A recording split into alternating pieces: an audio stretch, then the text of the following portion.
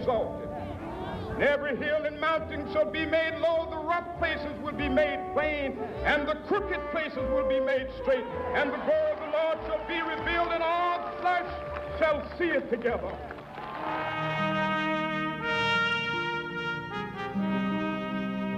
We have not even to risk the adventure alone, for the heroes of all time have gone before us.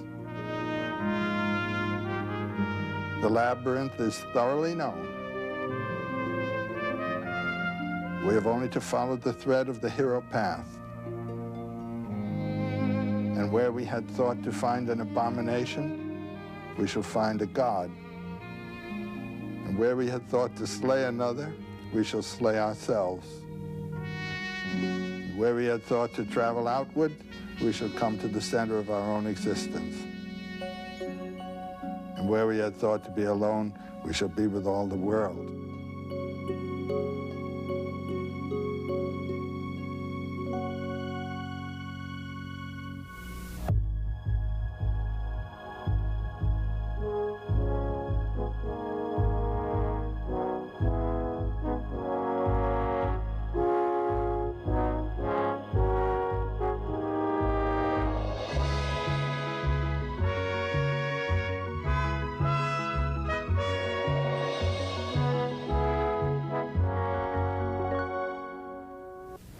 Joseph Campbell believed that everything begins with a story.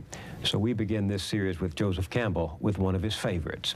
He was in Japan for a conference on religion, and he overheard another American delegate, a social philosopher from New York, say to a Shinto priest, "We've been now to a good many ceremonies and have seen quite a few of your shrines, but I don't get your ideology. I don't get your theology." The Japanese paused as though in deep thought, and then slowly shook his head. "I think we don't have ideology," he said. "We don't have theology. We dance." Campbell could have said it of his own life. When he died in 1987 at the age of 83, he was considered one of the world's foremost authorities on mythology, the stories and legends told by human beings through the ages to explain the universe and their place in it. The 20 books he wrote or edited have influenced artists and performers as well as scholars and students. When he died, he was working on a monumental historical atlas of world mythology, his effort to bring under one roof the spiritual and intellectual wisdom of a lifetime. Some of his books are classics. The Hero with 1,000 Faces, which established his fame 40 years ago, and his 4-volume study of mythology, The Masks of God. Joseph Campbell was one of the most spiritual men I ever met, but he didn't have an ideology or a theology. Mythology was to him the song of the universe, music so deeply embedded in our collective unconscious that we dance to it even when we can't name the tune. Over the last 2 summers of his life, we taped these conversations in California at Skywalker Ranch, the home of his friend George Lucas, whose movie trilogy Star Wars had been influenced by Campbell's work. We talked about the message and meaning of myth, about the first storytellers, about love and marriage, gods and goddesses, religion, ritual, art, and psychology. But we always came around to his favorite subject, the hero with 1,000 faces.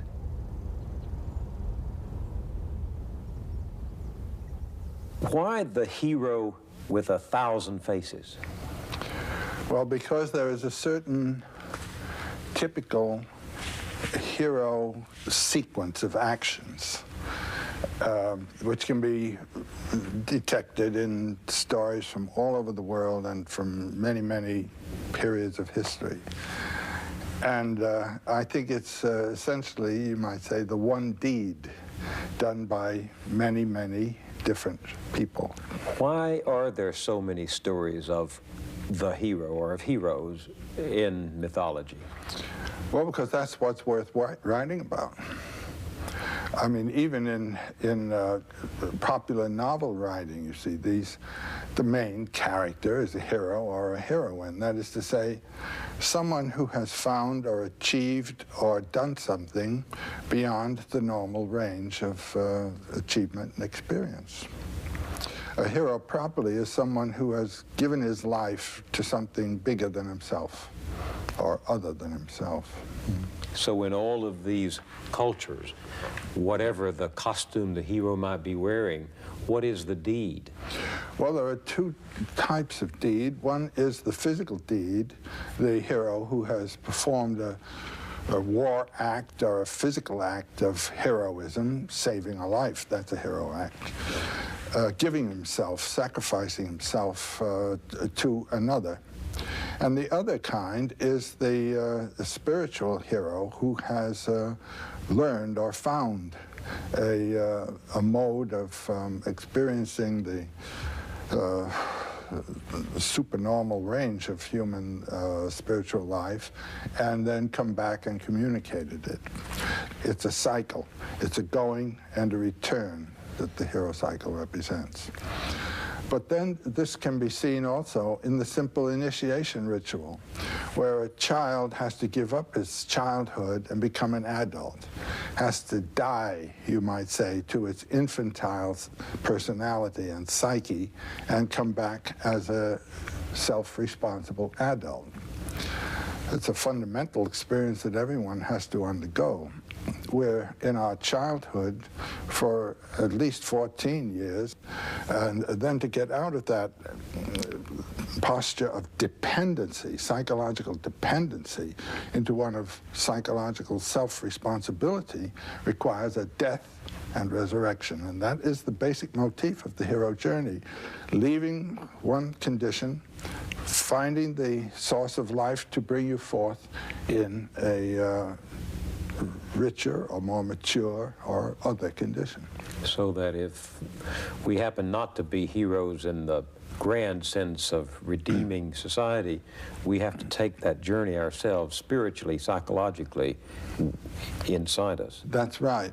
And Otto Rank, in his wonderful, very short book called The Myth of the Birth of the Hero, he says that everyone is a hero in his birth. He has undergone a tremendous transformation from a little, you might say, water creature living in a realm of the amniotic fluid and so forth, and then coming out, becoming an air-breathing mammal that ultimately will be self-standing and so forth. This is an enormous transformation, and it is a heroic act, and it's a heroic act on the mother's part to bring it about. That's the primary hero form, you might say. Still a journey to be taken after that. There's a big one to be taken. And that journey is not consciously undertaken.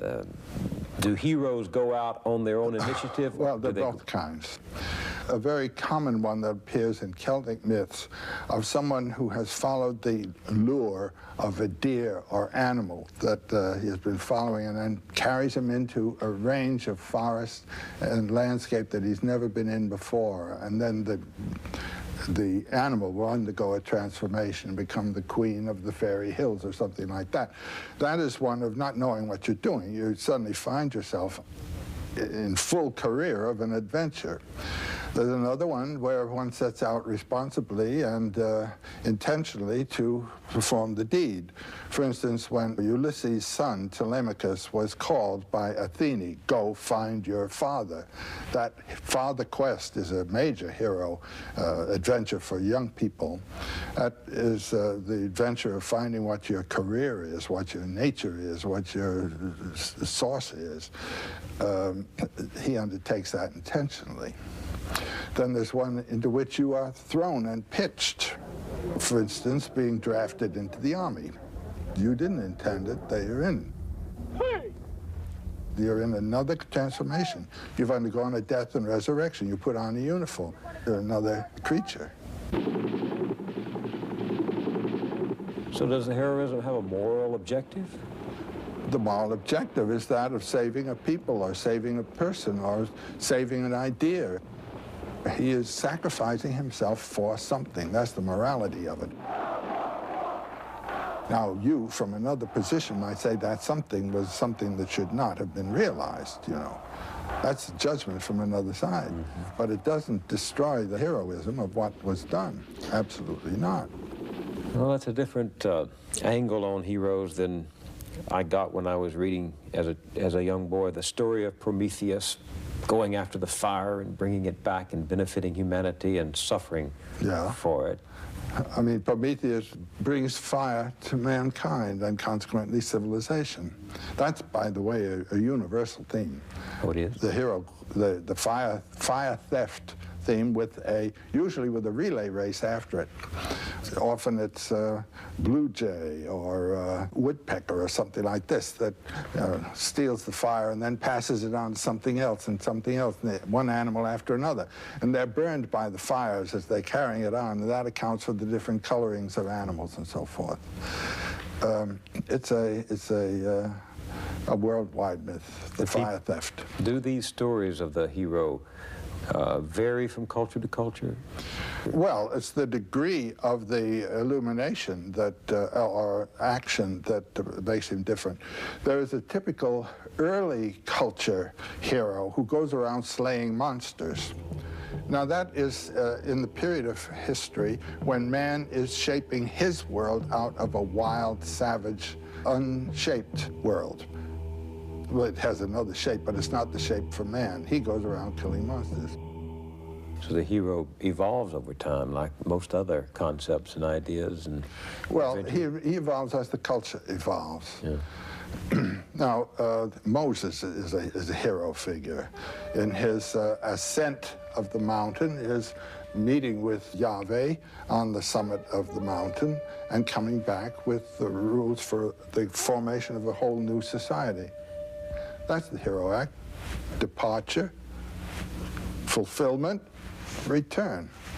And on the way, there are adventures that can be paralleled also in other traditions. Now, the Buddha figure, it's like that of the Christ. Of course, 500 years earlier, you could match those two traditions right down the line, even to the characters of their apostles or their monks. Christ, now there's a perfectly good hero deed formula represented there. And he undergoes 3 temptations. The economic temptation, where the devil says, "You look hungry, young man, change the stones to bread." Jesus said, "Man lives not by bread alone, but every word from the mouth of God." Next, we have the political temptation. He's taken to the top of a mountain and shown the nations of the world and says, "You can come into control of all these if you'll bow to me." And then, "Now you're so spiritual, let's go up to the top of Herod's temple and see you cast yourself down, and God will bear you up and you won't even bruise your heel." So he says, "You shall not tempt the Lord your God." Those are the 3 temptations of Christ. In the desert, the Buddha also goes into the forest, has conferences with the leading gurus of the day, and goes past them. Comes to the Bo tree, the tree of illumination, undergoes 3 temptations. They're not the same temptations, but they are 3 temptations. And one is that of lust, another is that of fear, and another is that of social duty, doing what you're told. And then both of these men come back and they choose disciples who help them establish a new way of consciousness in terms of what they have discovered there. These are the same hero deeds. These are the spiritual hero deeds. The Moses, the Buddha, Christ, Muhammad literally, and we know this about him. He was a camel caravan master, but he would leave his home and go out into a little mountain cave that he found and meditate and meditate and meditate and meditate. And one day a voice says, "Write," and we have the Quran, you know. It's an old story. Sometimes it seems to me that we ought to feel pity for the hero instead of admiration. So many of them have sacrificed their own needs. They all have. And very often what they accomplish is shattered by the inability of the followers to see. Yeah. You come out of the forest with gold and it turns to ashes. That's another motif that occurs. In this culture of easy religion, cheaply achieved, it seems to me we've forgotten that all 3 of the great religions teach that the trials of the hero journey are a significant part of it, that there's no reward without renunciation and without a price. The Quran speaks, do you think that you shall enter the garden of bliss without such trials as come to those who passed before you? Well, if you realize what the real problem is, and that is of losing primarily thinking about yourself and your own self-protection, losing yourself, giving yourself to another. That's what a trial in itself, is it not? Mm-hmm. There's a big transformation of consciousness that's concerned. And what all the myths have to deal with is transformation of consciousness. That you're thinking in this way, and you have now to think in that way. Well, how is the consciousness transformed? By the trials. The test that the hero Tests undergoes. or certain illuminating revelations. Trials and revelations are what it's all about. Well, who in society today is making any heroic myth at all for us? Do movies do this? Do movies create hero myths? I don't know. Now, my experience of movies, I mean, the significant experience I had of movies was when I was a boy, and they were all really movies. They weren't talkies, they were black and white movies. And I had a hero figure who meant something to me, and he served as a kind of model for myself in my physical character, and that was Douglas Fairbanks.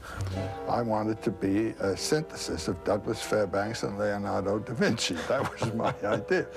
But those were models, were roles that came to me.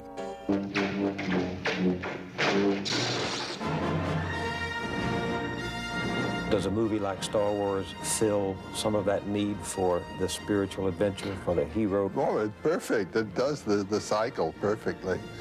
It's not simple morality play. It has to do with the powers of life and their inflection through the action of man. One of the wonderful things I think about this adventure into space is that the narrator, the artist, the one thinking up the story, is in a field that is not covered by our own knowledges, you know. There was much of the adventure in the old stories is where they go into regions that no one's been in before. Well, we've now conquered the planet, so there are no empty spaces for the imagination to go forth and fight its own war, you know, with powers. And that was the first thing I felt there. There's a whole new realm for the imagination to open out and live its forms. Do you, when you look at something like Star Wars, recognize some of the themes of the hero throughout mythology? Well, I think that George Lucas was using standard mythological figures. The old man as the advisor. Well, specifically, what he made me think of is the Japanese sword master. Remember, a Jedi can feel the Force flowing through him. I've known some of those people, and this man has a bit their character. Well, there's something mythological, too, isn't there, in the sense that the hero is helped by this stranger who shows up and gives him some instrument, a sword or a sheaf of light, shaft of light. He gives him not only a physical instrument, but a psychological commitment and a psychological center. This time, let go your conscious self and act on instinct. Well, he had him exercising with that strange weapon and then pulled the mask over. That's real Japanese stuff. I'll take them myself. When I took our two sons to see it, they did the same thing the audience did at that moment when the voice of Ben Kenobi says to Luke Skywalker in the climactic moment, "Use the Force, Luke. Let go, Luke." The audience broke out into elation, into applause. Well, you see, this thing communicates. It is in a language that is talking to young people today, and that's marvelous.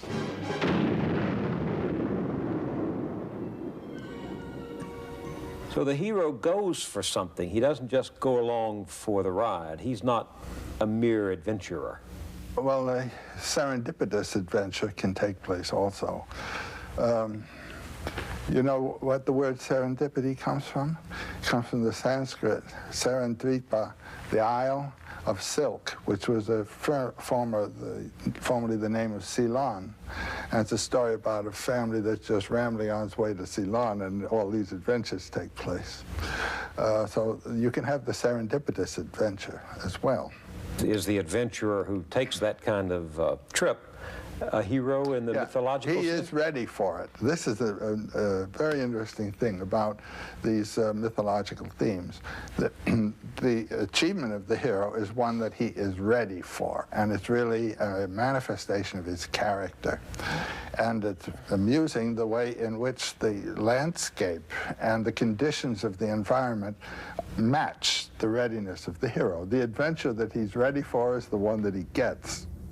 Look, I ain't in this for your revolution, and I'm not in it for you, Princess. I expect to be well paid. The mercenary, Solo, begins as a mercenary and ends up as a hero. He was a very practical guy, a materialist in his character, at least as he thought of himself, but he was a compassionate human being at the same time and didn't know it. The adventure evoked a quality of his character that he hadn't known he possessed. I love you. I know. He thinks he's an egoist, he really isn't. And that's a very lovable kind of human being, I think, and there are lots of them functioning beautifully in the world. They think they're working for themselves, very practical and all, but no, there's something else pushing them.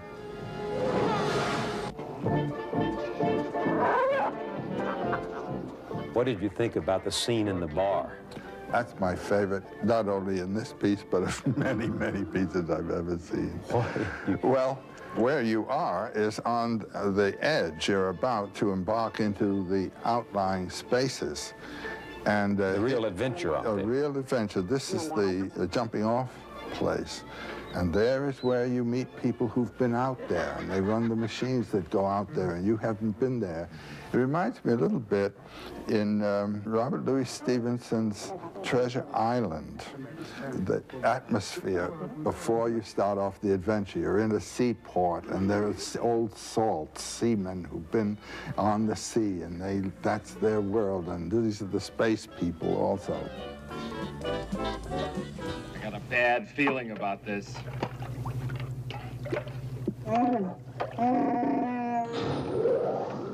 The walls are Don't just stand there, try and brace it with something. But my favorite scene was when they were in the garbage compactor and the walls were closing in, and I thought, that's like the belly of the whale that Joe Campbell... That's what it is. Yeah, that's where they were. They were down in the belly of the whale. What's the mythological significance of the belly? It's the descent into the dark. Jonah in the whale. I mean, that's a standard motif of going into the whale's belly and coming out again. Why must the hero do that? The whale represents the personification, you might say, of all that is in the unconscious. In reading these things psychologically, water is the unconscious. The creature in the water would be the dynamism of the unconscious, which is dangerous and powerful and has to be controlled by consciousness. The first stage in the hero adventure, when he starts off on adventure, is leaving the realm of light, which he controls and knows about, and moving toward the threshold. And it's at the threshold that the monster of the abyss comes to meet him. And then there are 2 or 3 results. One, the hero is cut to pieces and descends into the abyss in fragments to be resurrected, or he may kill the dragon power, as Siegfried does when he kills the dragon, but then he tastes the dragon blood. That's say he has to assimilate that power. And when Siegfried has killed the dragon and tasted the blood, he hears the song of nature. He has transcended his humanity, you know, and associated himself with the powers of nature, which are the powers of our life, from which our mind removes us. You see, this thing up here, this consciousness thinks it's running the shop. It's a secondary organ. It's a secondary organ of a total human being, and it must not put itself in control. It must submit and serve the humanity of the body. Join me, and I will complete your training. When it does put itself in control, you get this father, the man who's gone over to the intellectual side. I'll never join you! If you only knew the power of the dark side. He isn't thinking or living in terms of humanity, he's living in terms of a system. And this is the threat to our lives. We all face it. We all operate in our society in relation to a system. Now, is the system going to eat you up and relieve you of your humanity? Or are you going to be able to use the system to human purposes? Would the hero with 1,000 faces help us to answer that question about how to change the system so that we are not serving it? I don't think it would help you to change the system, but it would help you to live in the system as a human being. By doing what? Well, like Luke Skywalker, not going over, but resisting its impersonal claims. But I can hear someone out there in the audience saying, well, that's all well and good for the imagination of a George Lucas or for the scholarship of a Joseph Campbell, but that isn't what happens in my life. You bet it does. If the person doesn't listen to the demands of his own spiritual and heart life and insists on a certain program, you're going to have a schizophrenic crack-up. The person has put himself off-center. He has aligned himself with a programmatic life, and it's not the one the body's interested in at all. And the world's full of people who have stopped listening to themselves. In my own life, I've had many opportunities to commit myself to a system and to go with it and to obey its requirements. My life has been that of a maverick. I would not submit.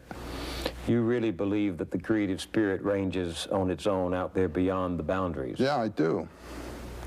Something of the hero in that. I don't mean to suggest that you see yourself as a hero. No, I don't, but I see myself as a maverick. So perhaps the hero lurks in each one of us when we don't know it. Well, yes. I mean, our life evokes our character, and you find out more about yourself as you go on. And it's very nice to be able to put yourself in situations that will evoke your higher nature rather than your lower. Give me an example. I can give you a story. I'm dealing with an Iroquois story right now. There's a motif that comes in American Indian stories very often, what I call the refusal of suitors. A girl with her mother lived in a wigwam on the edge of the village. She was a very handsome girl, but extremely proud, and would not accept any of the boys. They proposed to her through the mother, and the mother was terribly annoyed with her. Well, one day, they're out collecting wood, and they have gone a long way from the village. And while they are collecting the wood, a terrific darkness comes over them. Now, this wasn't the darkness of night descending. When you have a darkness like that, there's some magician at work somewhere. So the mother says, well, let's gather some bark and make a little wigwam, a bark wigwam for ourselves, and collect wood for a fire, and we'll just spend the night here. So they do that, and the mother falls asleep. And the girl looks, and there's this magnificent guy standing there with a wampum sash, glorious, and feathers, and all this kind of black feathers. He says, I've come to marry you, and I'll await your reply. She accepts the guy, and the mother accepts the man. And he gives the mother the wampum belt to prove that he's serious about all this. So he goes away with the girl. She has acquiesced. Mere human beings weren't good enough for her, but here's something that really So she's in another domain. Now the adventure is marvelous. She goes with him to his village, and they enter his lodge. The people in there greet her, and she feels very comfortable about it and all. And then the next day, he says, I'm going off to hunt. So he leaves the lodge, and the door is closed with a flap. There's a flap. When he closes the flap, she hears a strange sound. So there's the whole day, and she's just in the hut. And as evening comes, she hears that strange sound again. And the door flap is flung off, and in comes this prodigious serpent with his tongue darting, and he puts his head in her lap and says, now you must search my head for lice and things like that. And she finds all kinds of horrible things there and kills them all. And then he withdraws, and in a moment, after the gate door has been closed, it opens again, and in he comes, the same beautiful young man again, and said, were you afraid of me when I came in just now? No, she said, she wasn't at all afraid. Next day, he goes off to hunt. And then she leaves the lodge to gather wood. And the first thing she sees is an enormous serpent basking on the rocks. And then another. And then another. Then she begins to feel very badly, very homesick and discouraged. Then the evening, the serpent, and then the man again. The third day, when he leaves, she decides she's going to try to get out of this place. So she goes out, and she's standing in the woods thinking, and a voice speaks to her, and she turns, and there's a little old man there. And he says, darling, you are in trouble. The man that you've married is one of 7 brothers. They are great magicians. And like many people of this kind, their hearts are not in their bodies.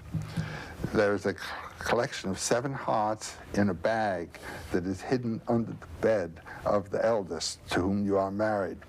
You must go get that, and then we'll deal with the next part of the adventure.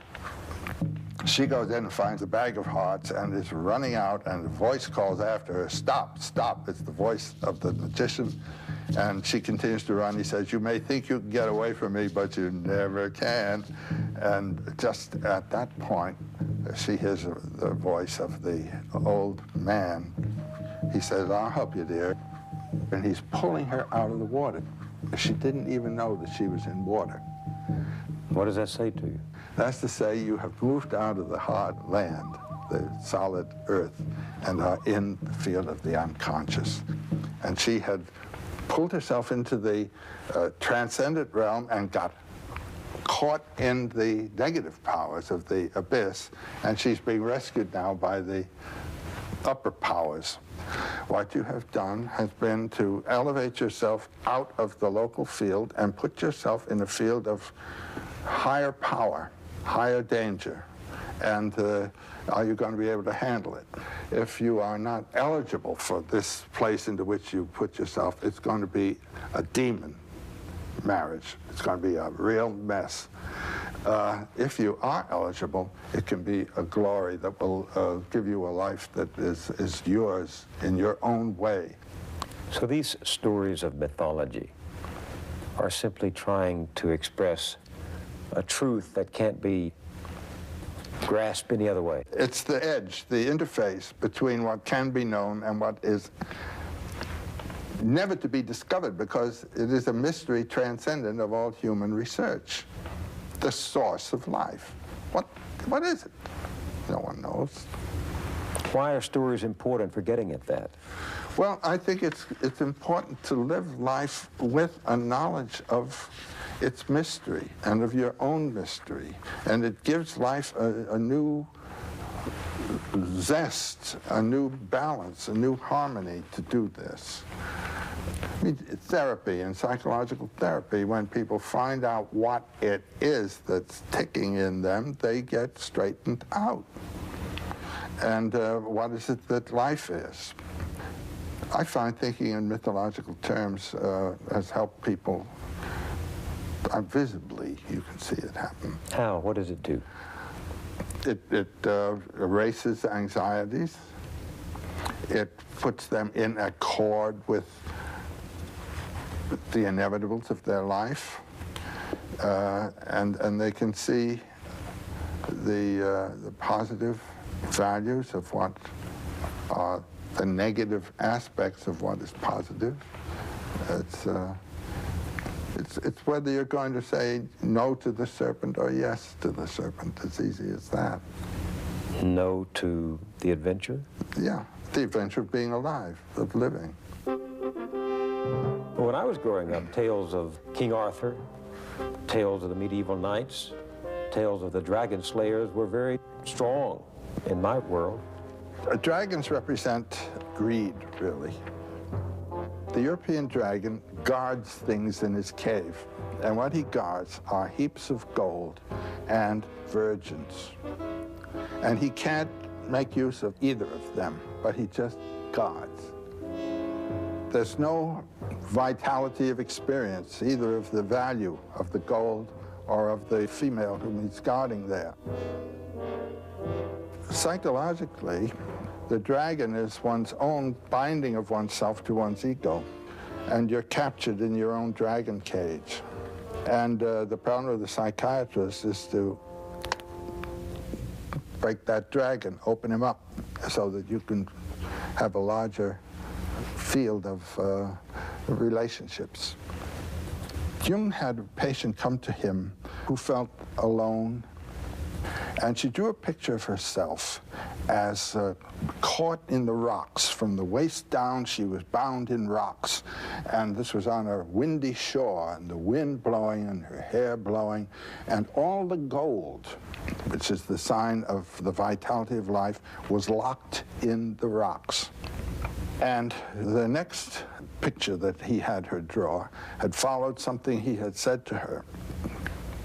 Suddenly, a lightning flash hit the rocks, and the gold came pouring out. And then she found reflected on rocks round about the gold. And there was no more gold in the rocks. It was all available on the top. And in the conferences that followed, those patches of gold were identified. They were her friends. She wasn't alone. But she had locked herself in her own little room and life, but she had friends. Do you see what I'm meaning? This is killing the dragon. And you have fears and things. This is the dragon. That's exactly what that's all about. At least the European dragon. Chinese dragon is different. What is it? It represents the vitality of the swamps, and the dragon comes out beating his belly and saying, ha, ha, ha, ha, ha. You know, that's another kind of dragon. And he's the one that yields the bounty and the waters and all that kind of thing. He's the great, glorious thing. But this is the negative one that cuts down. So what you're saying is if there are not dragons out there, and there may not be the real dragon is in you. And what is that real dragon? That's your ego holding you in. What's my ego? What I want, what I believe, what I can do, what I think I love, and all that. What I regard as the aim of my life and so forth. It might be too small. It might be that which pins you down. And if it's simply that of doing what the environment tells you to do, it certainly is pinning you down. And so the environment is your dragon as it reflects within yourself. How do I slay? How do you slay that dragon in me? What's the journey I have to make, you have to make, each of us has to make? You talk about something called the soul's high adventure. My general formula for my students is follow your bliss. I mean, find where it is and don't be afraid to follow it. Can my bliss be my life, love, or my life's work? Is it my work or my life? Well, if the work that you're doing is the work that you chose to do because you are enjoying it, that's it. But if you think, oh, gee, I couldn't do that, you know, that's your dragon that's locking you in. Oh, no, I couldn't be a writer. Oh, no, I couldn't do what so-and-so is doing. Unlike the classical heroes, we're not going on our journey to save the world, but to save ourselves. And in doing that, you save the world. I mean, you do. The influence of a vital person, it vitalizes. There's no doubt about it. The world is a wasteland. People have the notion of saving the world by shifting it around and changing the rules and so forth. And no, any world is a living world if it's alive.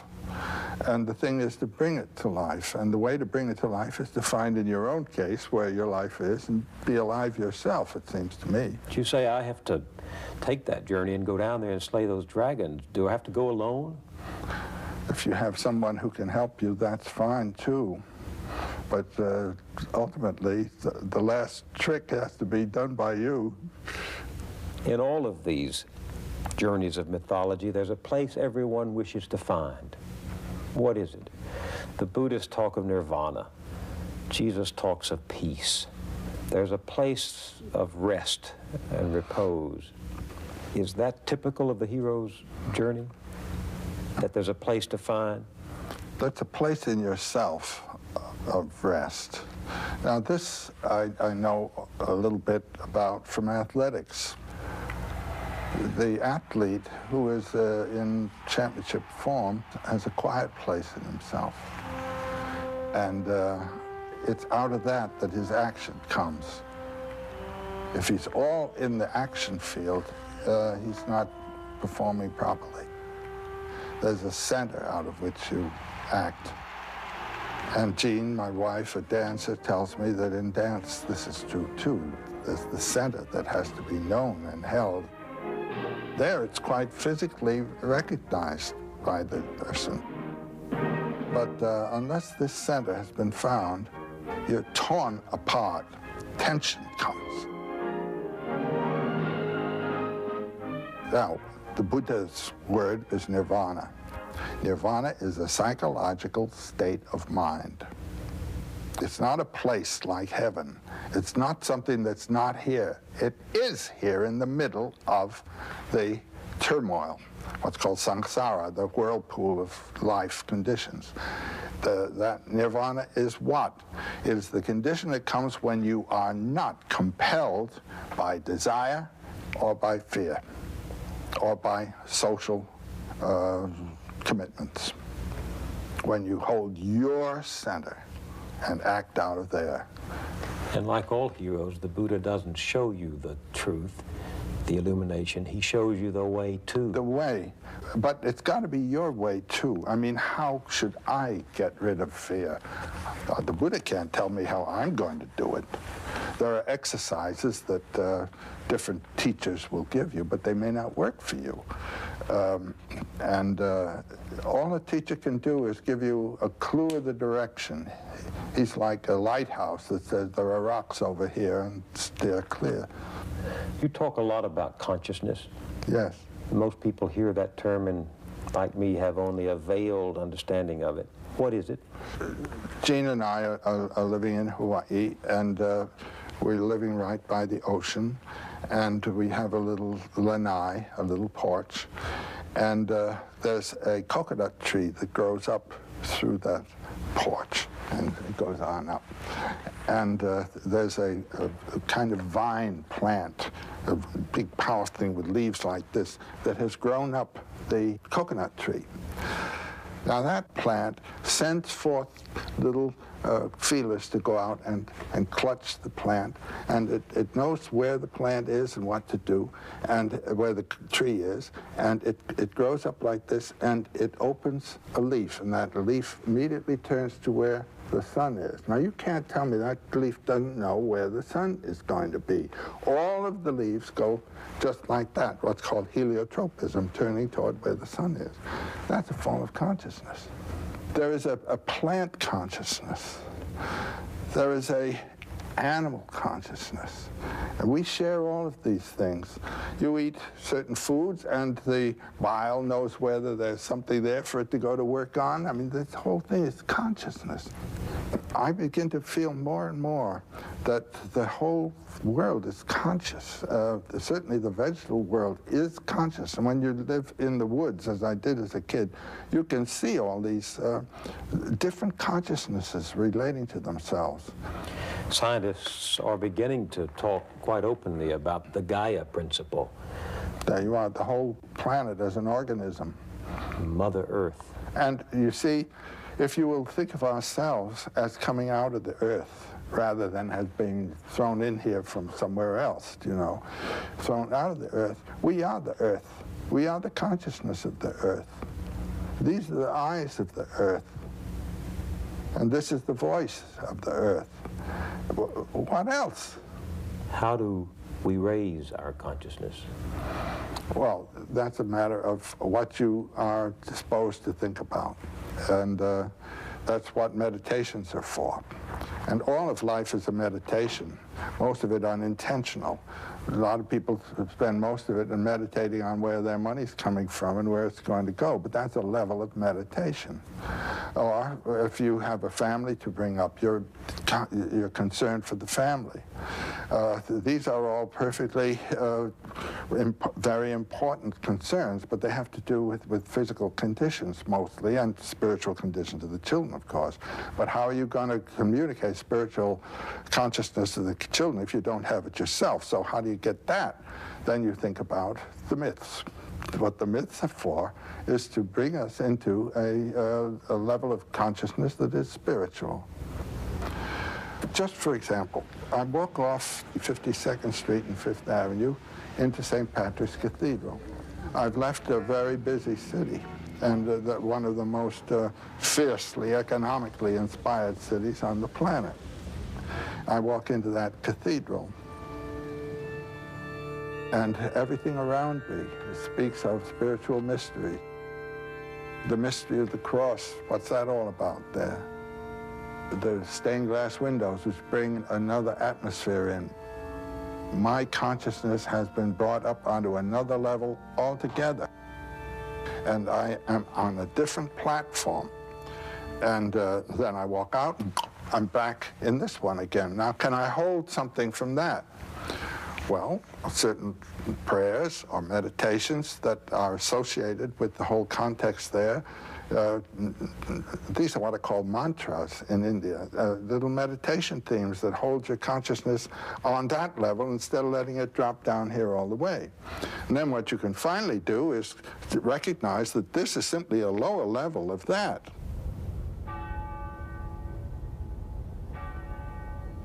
The cathedral at Chartres, which you love so much, also expresses a relationship of the human to the cosmos, doesn't it? Well, I think everyone who has spent any time at Chartres has felt something very special about this cathedral. I've been there about 8 times. When I was a student in Paris, I went down there about 5 times and spent one whole weekend, and I identified and looked at every single figure in that cathedral. I was there so much that the concierge, this little old fellow who took care of the cathedral, he came to me one noontime and he said, would you like to go up with me and ring the bells? I said, I sure would. So we climbed the Flèche, the tower, up to where the great bell was, the great enormous bronze bell. And there was a little, like a seesaw. And he stood on one end of the seesaw, and I stood on the other end of the seesaw. And there was a little bar there for us to hold on to. He gave the thing a push, and then he was on it, and I was on it. We started going up and down, and the wind blowing through our hair up there in the cathedral. And then it began underneath, bong, you know, bong, bong. I tell you, it was one of the most thrilling adventures in my life. And when it was all over, he brought me down. He said, I want to show you where my room is.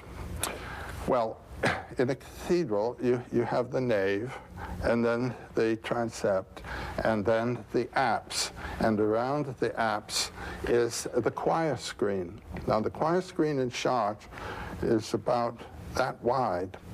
And he took me in a little door into the middle of the choir screen, and there was his little bed and a little table with a lamp on it. And when I looked out, there was the Black Madonna, the vitrine, the window of the Black Madonna, and that was where he lived. Now, there was a man living in a meditation, a constant meditation. I mean, that was a very moving, beautiful thing. Well, I've been there time and time again since. What do you find when you go there? What does it say about all that we've been discussing? Well, the first thing it says is, it takes me back to a time when these principles informed the society. I mean, you can tell what's informing the society by the size of what the building is that's the tallest building in the place. When you approach a medieval town, the cathedral's the tallest thing in the place. When you approach a 17th century city, it's the political palace that's the tallest thing in the place. And when you approach a modern city, it's office buildings and dwellings that are the tallest things in the place. And if you go to Salt Lake City, you'll see the whole thing illustrated right in front of your face.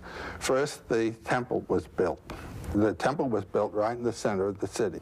I mean, this was the proper organization. That's the spiritual center from which all flows in all directions.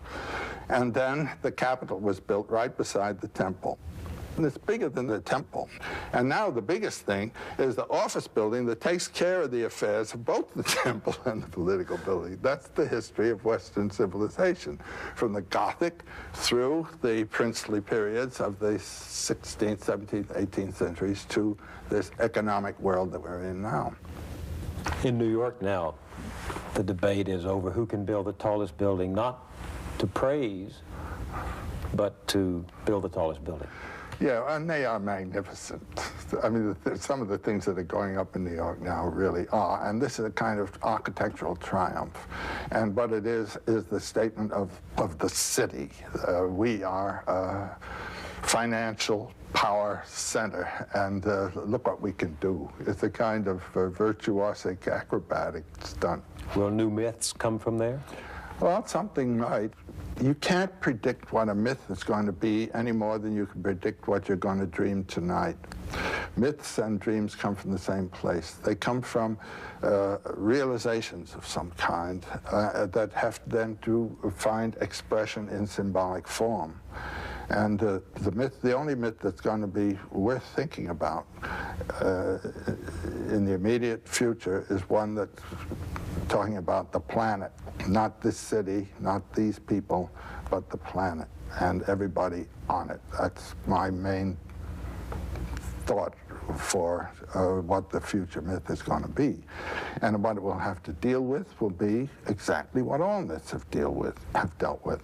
The maturation of the individual, the gradual, the pedagogical way to follow from dependency through adulthood to maturity and then to the exit, and how to do it. And then how to relate to this society, and how to relate this society to the world of nature and the cosmos. That's what the myths have all talked about. That's what this one's got to talk about. But the society that it's got to talk about is the society of the planet. And until that gets going, you don't have anything. There's that wonderful photograph you have of the Earth seen from space. And it's very small, and at the same time, it's very grand. You don't see any divisions there of nations or states or anything of the kind. This might be the symbol, really, for the new mythology to come. That is the country that we are going to be celebrating. And those are the people that we are one with.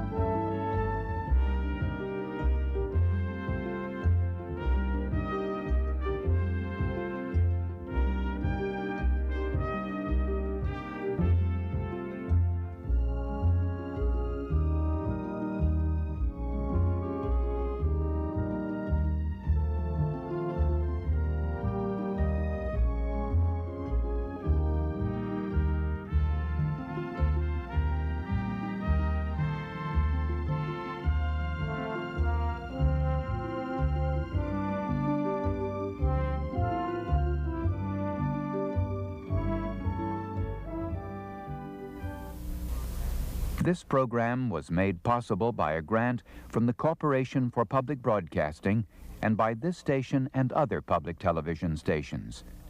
Additional funding was provided by the John D. and Catherine T. MacArthur Foundation.